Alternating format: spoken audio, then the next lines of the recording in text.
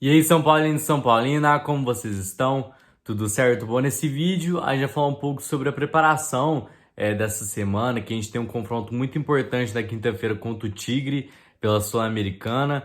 Então a gente tem um confronto muito importante, mostrar como está sendo essa preparação, quais jogadores do elenco estão disponíveis, alguns vão ter um pouco mais de rodagem, a gente vai comentar um pouco mais sobre isso. Quem está no DM ainda, após todo esse período de intertemporada, alguns voltaram, outros continuaram.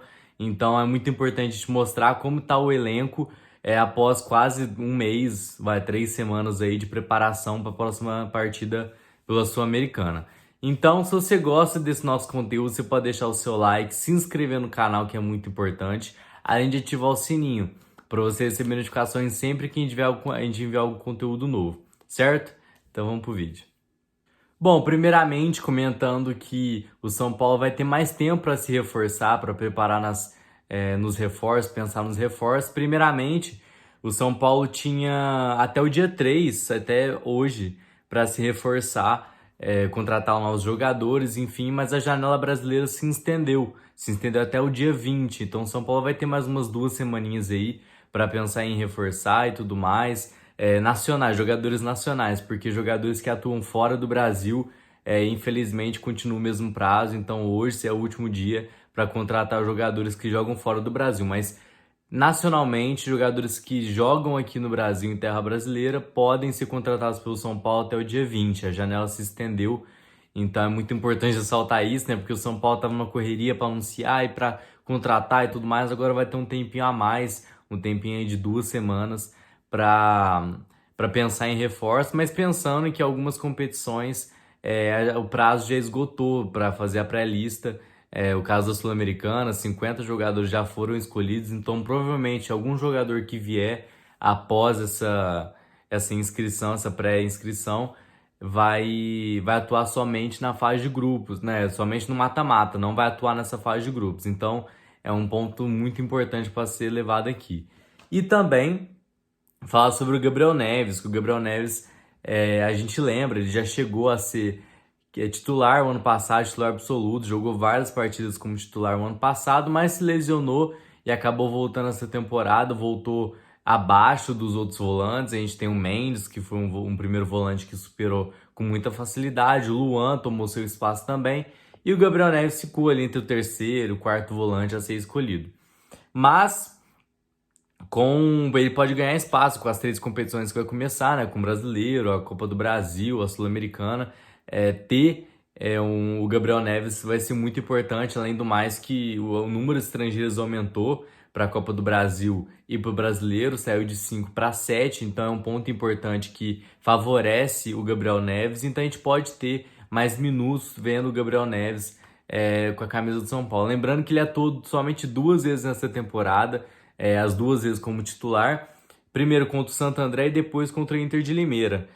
Foram mais ou menos 149 minutos jogados, não é nada pra gente comparar, mas lembrando que a expectativa do torcedor, que nossa, o Gabriel Neves, sabe, tem que jogar e tudo mais, ele tem que ter essa sequência, mas por enquanto nesses 2 jogos não mostrou nada de diferente, nada que mereça essa titularidade que tanto pedem, que nossa, um jogador brilhante, enfim.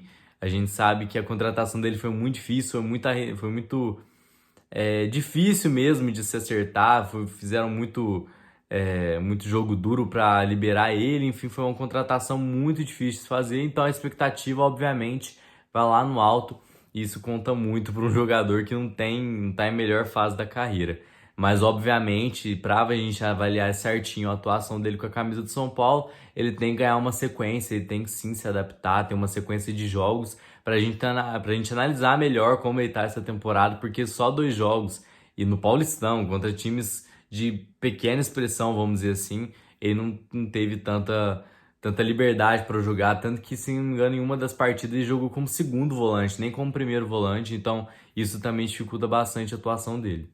Bom, agora falando efetivamente sobre o jogo contra o Tigres, o São Paulo iniciou essa semana vai fazer essa semana com 3 treinamentos. Após descansar no domingo, ou seja, o time descansou ontem, após treinar sábado, sexta, descansou no domingo e voltou à sequência de treinamentos que vai começar hoje, terça e quarta. Quarta-feira o time vai viajar para Buenos Aires, então de segunda, terça e quarta vai ver treinamento.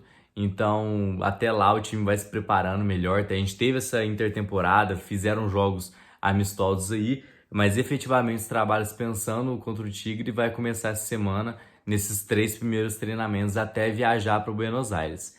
E lembrando que a gente tem a volta do Diego Costa e do Arboleda. A gente fez até um post hoje mesmo lá no Instagram, Trifanatos, você pode seguir a gente lá, comentando sobre essa volta deles e perguntando aqui um questionamento que eu vou trazer aqui para vocês também sobre quem deve ser a zaga titular, né? Porque o Beraldo e o Alan Franco até que se firmaram, aguentaram um pouco as broncas naquilo que precisava aguentar.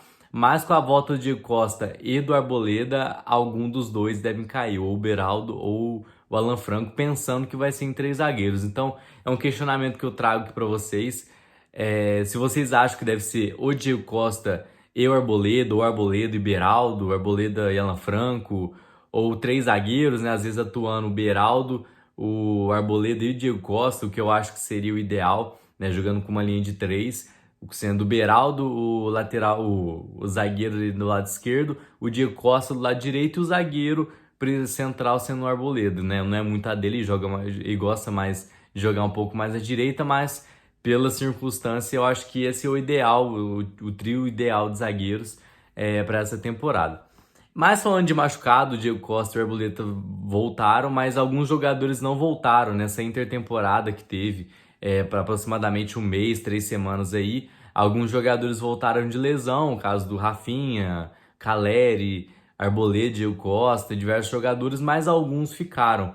É importante comentar, sendo que a maioria deles são de cirurgias, né? Então, o Igor Vinícius ainda está machucado com uma cirurgia no pubis, o Moreira está com uma cirurgia no joelho direito, o Galopo está com uma cirurgia no joelho esquerdo, o Thales Costa está com uma sutura no menisco do joelho direito, o Wellington está com uma cirurgia no tornozelo esquerdo e o Ferrarese está com uma cirurgia no joelho direito. Ou seja, a maioria dos jogadores agora que estão machucados são cirurgias, então provavelmente vai voltar só daqui a alguns meses, alguns longos meses que estão por vir. Então, a maioria dos machucados agora são por conta de cirurgia, tirando o Thales Costa, que é uma sutura. Não deve ficar tanto tempo assim, mas a gente tem que, né, agradecer agora e torcer para que nenhuma lesão venha e atrapalhe todos os esquemas do São Paulo. A gente já está precisando de jogadores para repor algumas peças, então se começar a machucar de novo, né, aí é uma sacanagem com o torcedor, porque ficou 3 semanas se preparando para o resto da temporada. Teve uma nova pré-temporada para se preparar durante todo o resto da temporada, e se começar com esse número de lesões alto, teve mudança no departamento médico, enfim, se continuar esse número de lesões, a gente realmente vai cair abaixo. E também comentando sobre a provocação do Tigre, né? Já entrando em clima de jogo, o Tigre na última partida fez uma provocação ao São Paulo, aos times brasileiros especificamente, mas ao São Paulo, cantando uma música, a torcida cantando uma música chamando os brasileiros de amargurados, falando que os brasileiros estão amargurados, que não vê a hora de se enfrentar de novo. Lembrando que a última partida entre São Paulo e Tigres foi justamente na final da Sul-Americana de 2012, dia 12 de dezembro de 2012, onde acabou logo o primeiro tempo, né? O primeiro tempo já abriu 2-0, Lucas Moura e o Oswaldo abriu 2-0, e no segundo tempo, no intervalo ali, acabou saindo uma confusão. O Tigres tem falando sobre os seguranças do São Paulo, reclamando bastante, e acabou que os jogadores do Tigres recusaram a voltar para o segundo tempo e o São Paulo acabou sendo campeão. Então acabou saindo essa imagem do Tigres com bunda mole, enfim, como recusou a voltar para o estádio. Então vai ser um reencontro muito interessante, tanto para o São Paulo quanto para o Tigres, que vai voltar a se reencontrar após essa partida não terminada, né? Muitos dizem também que foi onde a crise do São Paulo começou e agora pode finalmente acabar. Então vai ser um reencontro muito interessante para nós, principalmente.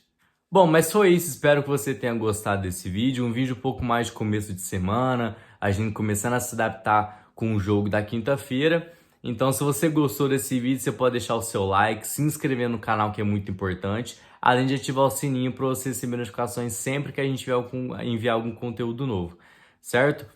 Um beijo. Você pode seguir a gente também no Instagram, TikTok, Kawaii. A gente faz conteúdo lá todos os dias, além de trazer conteúdos aqui no YouTube todos os dias também, exceto domingo. Então você pode nos seguir lá sempre como Trifanáticos, certo? Um beijo, vamos São Paulo, a gente está de volta.